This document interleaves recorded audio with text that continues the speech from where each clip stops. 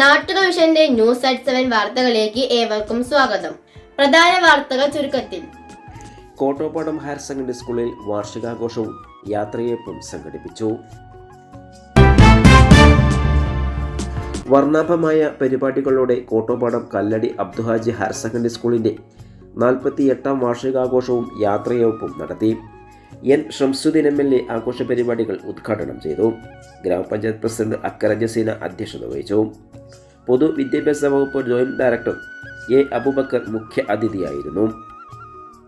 ജില്ലാ വിദ്യാഭ്യാസ officer Jayarajan Namath, AEO C. Aboobacker, school managing trust chairman Kalladi Aboobacker എന്നിവർ ഉപഹാര സമർപ്പണം നടത്തി.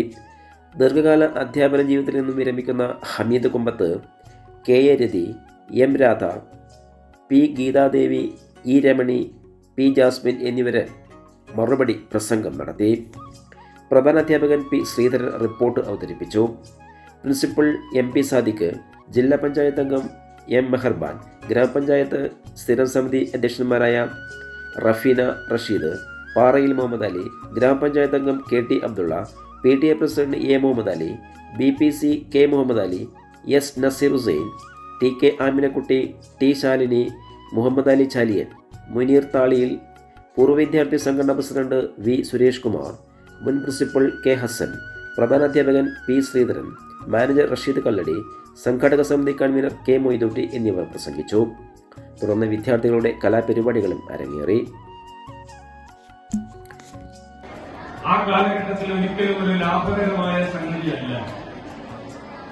എന്തിനാണ് വിദ്യാഭ്യാസ സ്ഥാപനം തന്റെ ഏക്കർ കണക്കിന് സ്ഥലവും സ്കൂളിന് വേണ്ട കെട്ടിടങ്ങളും ഒക്കെ ചെലവഴിച്ച് ഒരാൾ ഒരു സമൂഹത്തിലെ ഒരു പ്രഗത്ഭ വ്യക്തി ഒരു വിദ്യാലയം ആരംഭിക്കുന്നത് ആ നാട്ടിലെ ഒരുപാട് വിദ്യാർത്ഥികൾക്ക് പഠിച്ചു വളരാനുള്ള അവസരമാണ്.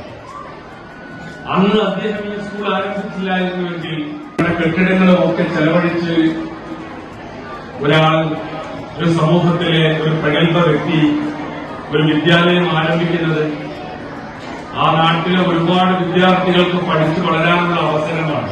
കൂടുതൽ വാർത്തകൾക്കായി നാട്ടുക വിഷൻ ചാനൽ സബ്സ്ക്രൈബ് ചെയ്യൂ.